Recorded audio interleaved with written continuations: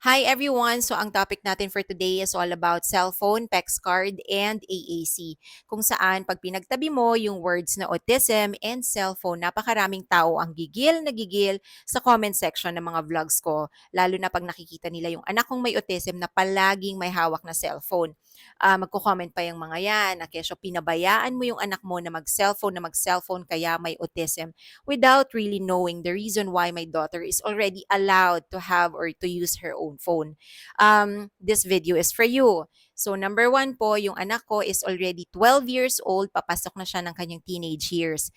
She is already allowed by our developmental pediatrician kasi po good behavior siya. She knows when to surrender the phone. And meron pong gamit yung cellphone na yan which I will mention to you later. And then pangalawa is, kahit naman po sa mga neurotypicals na bata or yung mga batang walang autism, some parents are allowing their kids to use their phone na.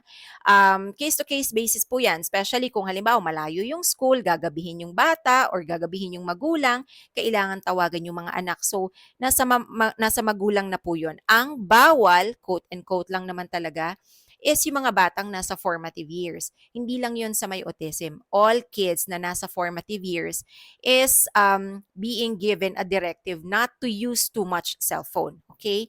And then, number 3 na is, my daughter is still on the nonverbal category. She can say 1 to 3 words pero hindi niya po na-express fully yung sarili niya kaya we use PEX card. Na-mention ko kanina yung, this is the PEX binder of my daughter. So may mga pictures yan per page pero limited pa lang kasi we just started recently. Hindi ganun kabilis pag-aralan. So may yes and no, kung ano yung mga food niya para pwede po niyang ituro since she is nonverbal. This is the low-tech portion. And the high-tech portion is the one that you download in the cell phone. So, pakita ko sa inyo. So, this is the AACC board app that we are started using. Pero this is a free version lang po. Kaya limited ang kanyang mga pictures. So, bakit ba siya ginagamit ng nonverbal? So, pakinggan natin. Pag pinindot ko tong yes, Yes. pag pinindot ko yung no, No. ayan. So, balikan natin. Ito na lang. I'm hungry. I'm hungry. Category pala yon. So, yan yung mga nangyayari sa loob ng isang PEX card. But again, this is just a limited or a free version of an AAC. So, may papakita pa ako sa inyong isa.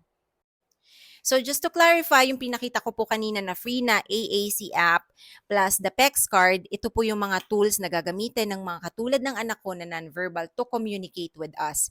So once sinabi na po na aming speech pathologist na okay, medyo magaling na si Fia dito at saka dun sa isa, we can buy this na sa App Store, ganyan. So it's mahal po talaga, 12,990 pesos. If I'm not mistaken, may licensing something kasi yan. At saka ito po yung mga apps niya sa baba or yung mga pictures niya, pwede pong ma-personalize, kaya mahal siya. So, again, uulitin ko lang, hindi po ito para sa lahat.